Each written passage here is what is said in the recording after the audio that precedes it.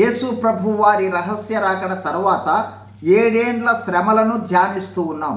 ఈరోజు 6వ బూర తీర్పు 7వ బూర తీర్పు మధ్య విరామములో జరుగు సంఘటనలను తెలుసుకోబోతా ఉన్నాం.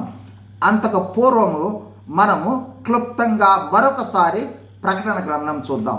మొదటి 3 అధ్యాయాలు 7 సంఘములకు హెచ్చరికలు, 4-5 అధ్యాయాలు రహస్య రాకడ తర్వాత పరలోక దర్శనాలు, 6 నుండి 19వ అధ్యాయం వరకు 7 ఏండ్ల శ్రమలు, 19వ అధ్యాయంలో గొర్రెపిల్ల వివాహ విందు, ప్రభువు బహిరంగ రాకడ, 20వ అధ్యాయము 1000 ఏండ్ల పాలన, 21వ అధ్యాయము క్రొత్త భూమి క్రొత్త ఆకాశము నూతన యెరూషలేము పట్టణము, 22వ అధ్యాయము నిత్యత్వము.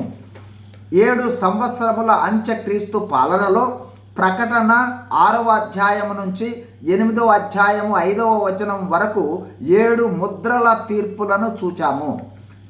8వ అధ్యాయము 6వ వచనం నుండి 9వ అధ్యాయం 21వ వచనం వరకు 6 బూరల తీర్పులను చూచాము.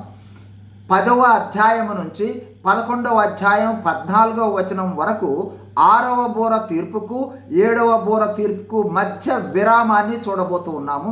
ఈ విరామములో జరుగు సంఘటనలు 10వ అధ్యాయంలో 1 పరలోకము నుంచి బలిష్ఠుడైన దూత భూమి మీదకు దిగి వచ్చాడు. 2 ఆ దూత సింహము వలె గర్జించినట్లు ఆర్భాటిస్తాడు. 3 అప్పుడు 7 ఉరుములు పలుకుతాయి.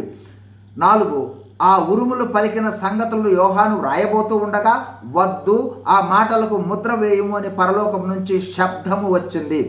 5 ఆ దూత చేతిలో విప్పబడిన చిన్న పుస్తకము ఉంది. 6 తరువాత పరలోక స్వరము ప్రకారము యోహాను ఆ పుస్తకమును దూత వద్ద నుండి తీసుకుని తినివేస్తాడు. ఇప్పుడు 11వ అధ్యాయంలో సంఘటనలు 1 నుండి 14 వరకు. 7వదిగా యోహానుకు కొలకర్ర ఇచ్చి ఆలయమును బలిపీఠమును పూజించు వారిని లెక్క పెట్టమని చెప్పడం జరుగుతుంది.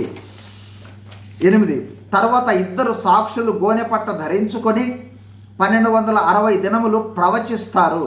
9 ఆ తర్వాత క్రూర మృగము వీరిద్దరిని జయించి చంపుడు జరుగుతుంది. 10 3.5 దినములు ఈ 2 శవములు వీధులలో ఉండి ఆ తర్వాత జీవాత్మ వచ్చినందువల్ల మేఘారూఢులై పరలోకమునకు ఆరోహణమై వెళ్తారు. 11వ ప్రకటన గ్రంథము 11వ అధ్యాయము 15వ వచనంలో 7వ బూర తీర్పును చూస్తాము. ఈ సంఘటనలను మరికొంత వివరంగా తర్వాత వీడియోలో చూద్దాం. God bless you. Thank you.